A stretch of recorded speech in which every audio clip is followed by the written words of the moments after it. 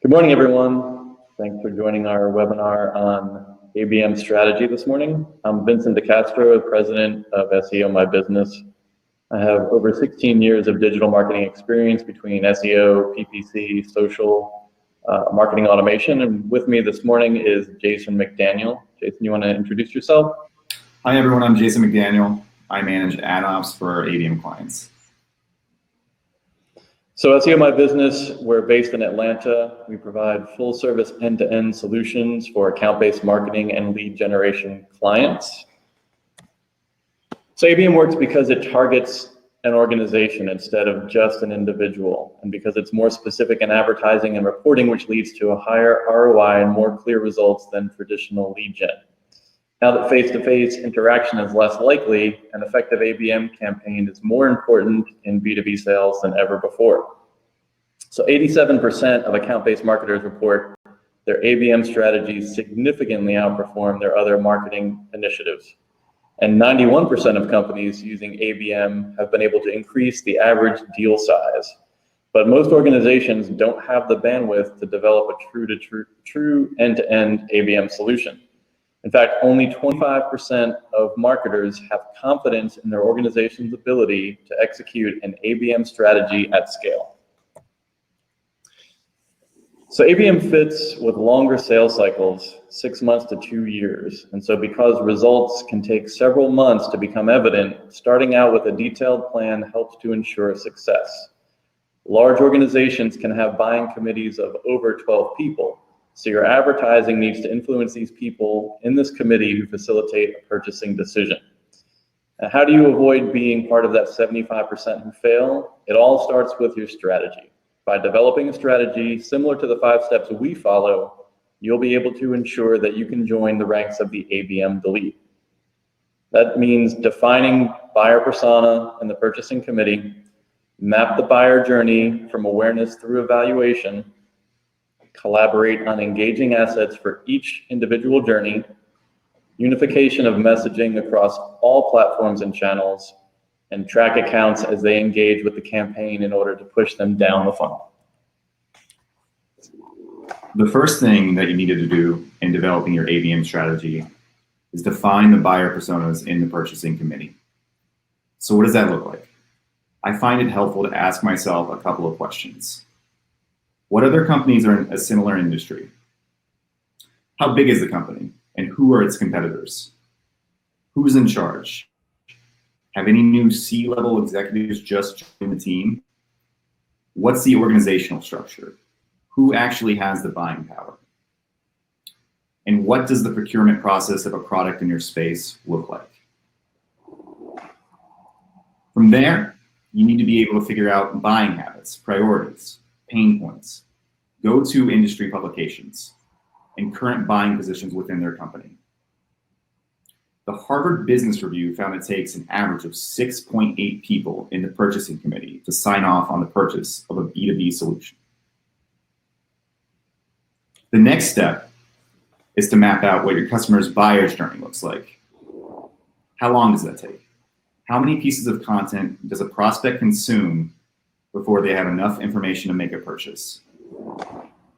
It's important to take a look at the individual interactions that take place at each stage of the funnel. What sort of content does someone in the consideration phase interact with versus the evaluation phase? This buyer's journey lays the foundation for building out the content roadmap you're going to be leveraging in your advertising strategy. Without it, you won't be able to effectively nurture your pipeline, which leads us to actually developing the assets we need for ABM. When creating an effective assets for ABM, it is important to first understand the audience that will be viewing the assets. A director of operations will value different information than a VP of finance. It's also incredibly important to deliver content that is relevant to the buyer's position in their journey. Are they a lifelong customer or have they never heard of you before? Your strategy plan should map out stages of the funnel and the job titles you expect to interact with at those stages. This is where you can dig in and evaluate what content, landing pages, creative, etc. are already in existence and what will need to be created for the campaign. An effective ABM campaign will consume 40 or more pieces of content, landing pages and value add web pages, hundreds of display ads, videos, webinars, and podcasts. So mapping out how all these assets fit the plan is critical. Which leads us into talking about unification of messaging across all platforms and channels. Conveying a similar message in a 5-page buyer's guide, multiple ad sets, and video ads can be a challenge for internal marketing departments who often use different vendors and internal people for each. Starting at the awareness stage and moving through the next 3 stages of the funnel, your messages to each persona should become more and more focused on their unique concerns. As an account moves from the awareness stage and begins to recognize the advertiser, your messaging needs to remain consistent across all channels: programmatic, display, webinar, search, etc. All this will lead a few accounts to the evaluation stage or bottom of the funnel, and here's where that unification of messaging pays off big time. Thanks to ABM, it's possible to track all these points of interaction over months when you have finally earned the chance to speak with the decision makers and initiate the sales outreach process. Now we've reached the strategic step that sets what SEO My Business does apart from others in the ABM space. In order to push accounts down the funnel and keep track of them, we use something called account scoring, a conjunction of data points, both first and third party, used to advise sales and marketing teams about funnel placement and effectiveness of content, all in real time, all at an account level. So what goes into account scoring? For us, there are 4 main pillars. Off-site intent data from a third-party data provider, which provides intelligence on what topics an account is consuming outside of your website. On-site interaction data, which includes interactions with highly valuable pages and interactions with conversion paths. Campaign interaction, this is how an account is interacting with your paid campaigns, your content marketing, your email. And finally, CRM data, which conjoins what your organization actually knows about an account. Are they up for renewal? All of this data can be found in one place, our dashboard. Here, your sales and marketing teams have access to the account scores and can see exactly what is happening within the campaign. They can even slice by domain and see exactly how those high priority accounts are engaging. A lot of companies provide different pieces of the ABM puzzle. We want to show you the whole picture. So that's pretty much everything we've got for today, guys. We didn't want to take up too much of anyone's time. This is intended to be an ongoing series of individual aspects of account-based marketing, starting obviously with the strategy first and then moving through the different phases that we have found to be important to a successful ABM campaign. It's Friday morning. I know everyone's got a lot of other stuff to do, but I wanted to see if anyone has any questions out there we can answer. And if not, you can just look out for an email of this recorded webinar. It'll be emailed out to you, as well as an invitation to our next webinar in a few weeks.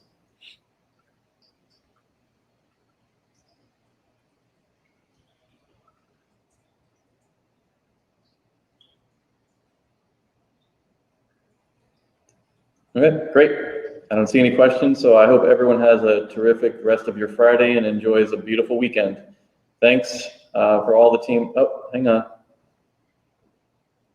How does SEO My Business compare to something like Terminus? So Terminus is a great platform, but it provides a piece, just one piece of the puzzle. There's probably another 9 or 10 pieces of the ABM puzzle that have to be in place in order to be successful. Obviously, they've got intent data added into the platform. They have, the ability to run programmatic display. I believe, part of their service is also to help with graphic design, but they don't have any ability for integrating all of these different platforms, or what we would call the tech stack. They don't help lay out strategy in a detailed, meaningful way. They don't do SEO. They don't do paid search. They don't do marketing automation. So a lot of what Terminus does or doesn't do is very, very important to a successful ABM campaign. So thanks for that question, Blake. All right, well, I hope everyone has a great weekend, and we look forward to seeing everyone at the next webinar in a few weeks. Take care. Thank you, guys.